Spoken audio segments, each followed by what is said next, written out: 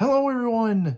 Today we're taking a look on this Friday at the long-awaited, anticipated Marvel Legends Maximum Series Spider-Man.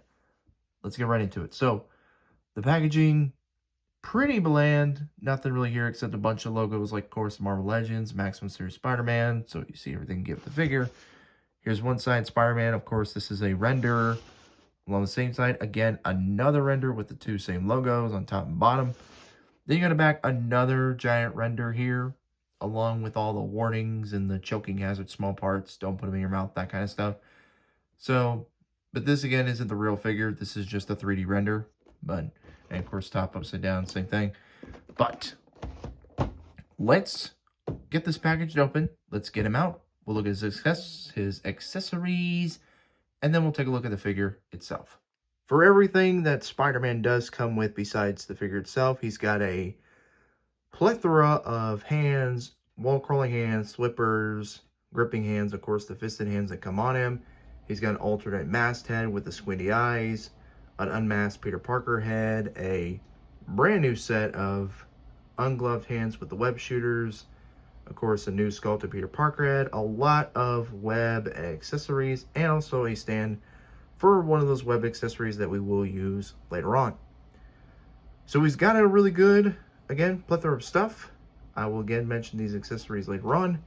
But now, let's get the figure out of this tray, and let's take a look at him. Now that we have old Spidey out of his packaging, if you go back a few months ago, I did a video talking about this figure, whether you need it or you don't.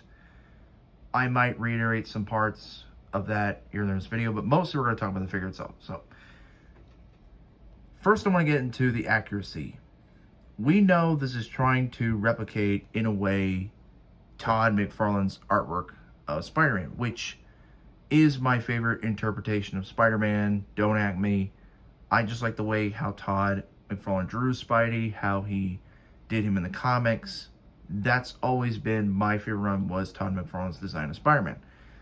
So it's kind of cool to have this version of him here on my shelf, on my desk. It's very nice to have him. But there are a few things that really make him not exact 100% to Todd McFarlane. Biggest one, the eyes. The eyes are scooted way too far apart from each other when they really should be closer together. Because you got this, if you look at some part in artwork, the eyes are usually a bit more closer together than they are here. It's not bad, it's just a little nitpick. But I'll give props to the head sculpt. That is definitely how Todd shaped the side of Spider-Man's head with the nose and the cranium and everything. So I'll give him that. Also, if you know Todd McFarlane's artwork, they usually the front tip of the eyes and the back have a little swoosh with a little white light line that goes to the black areas right here, the tips. But that's just, again, me nitpicking and seeing how it is. Now, mostly for all the web lines they painted on here and printed, it's pretty accurate to Todd. I don't really have, there's not really that many issues with the web lines, because when he did, of course, Spidey, he always put a bunch of web lines, like a mesh, on Spider-Man. Kind of to the point where you couldn't really see most of the red, but still. So it's 90% accurate to Todd's work. The other 10%, not so much. I think Hasbro kind of took liberties when it came to the look of this Spider-Man. But from head to toe, from the head all the way down to the feet, it is all new sculpt. He does have toe hinge, which a lot of people need for their Spider-Man action figures. Not me, I can live without the toe hinge, but I know there are people who love to pose Spider-Man like in crouching poses, and most of the time when he crouches, he does bend his toes, so I can see why people would be pretty excited for that. But the articulation scheme, the way everything is built, it's like Hasbro basically copied their articulation they do with the past Spider-Man figures and implemented it on here, which again is not a bad thing. It is a good looking Spider-Man. I like the vibrant red. The blue Could be better. I mean, the dart, it could have been brightened up just a little bit, but again, I'm not complaining. I think if you brighten it up though, if you brighten up this, all the blue, I'd put a little shading in here, and that really would make the figure pop, make it feel more like a comic book than what we have here. But what we have here is, again, great. So he does come with a lot of good stuff. He is the usual scale for Marvel Legends, but he's got another masked head, and he's got a Peter Parker head, as we saw earlier, and he also has got a cool spider sense effect, which they don't usually do with their Spider figures, which is a very nice little add-on. But I want to bring in some other figures to compare with him. So, me bringing the main two. We got the 20th anniversary Captain America figure, probably one of my absolute favorite caps that I currently own. And we got, of course, the other one representing Todd's work, the 85th anniversary Venom. And just these three together look so good. So good. But besides gushing over these three, I want to bring in some other Spider-Man and sort of talk about, again, answer the question, is he worth the maximum price? So let me bring in those guys.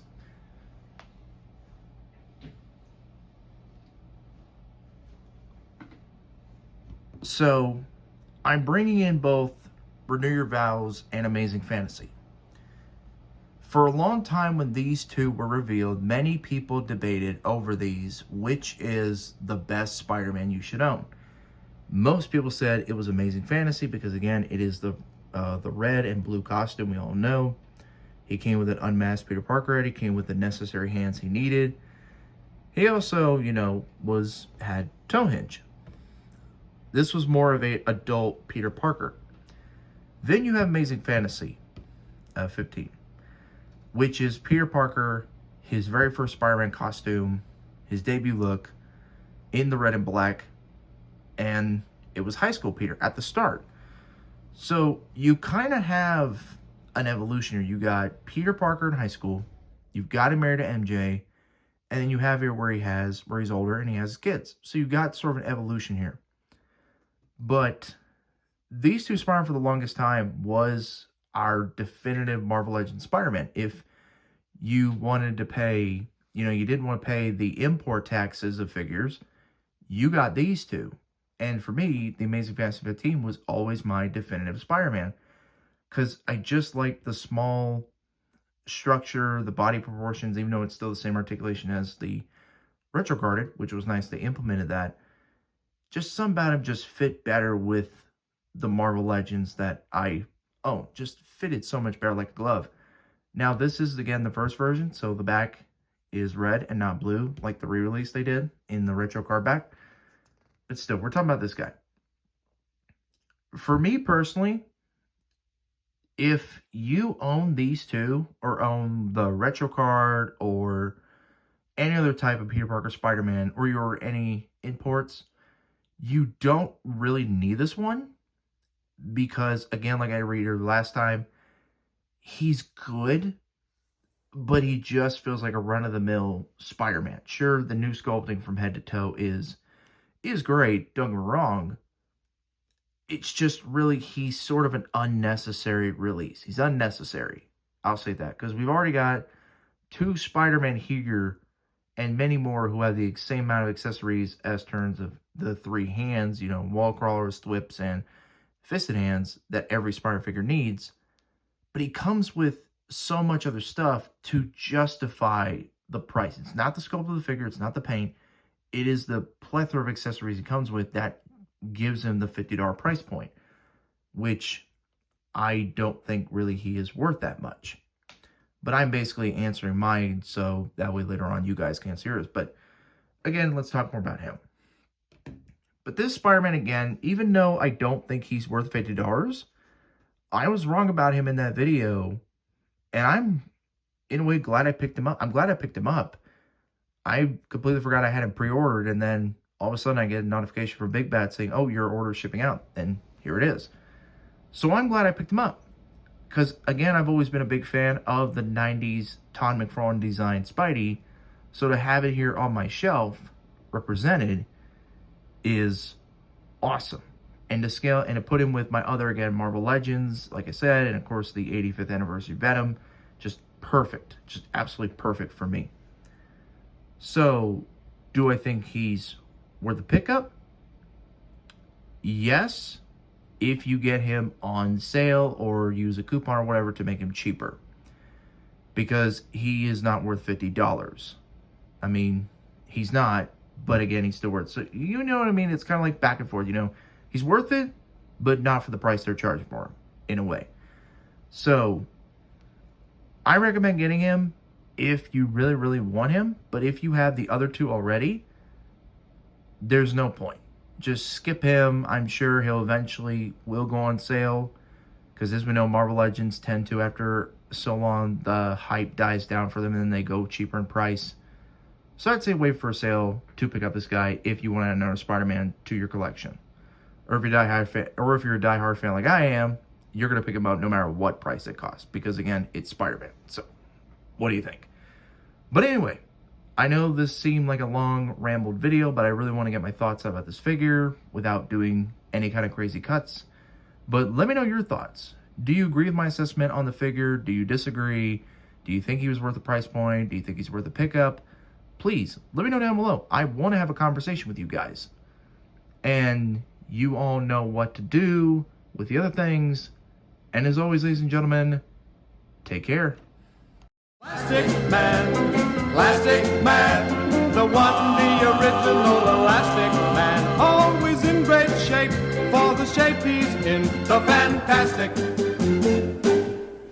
Plastic Man.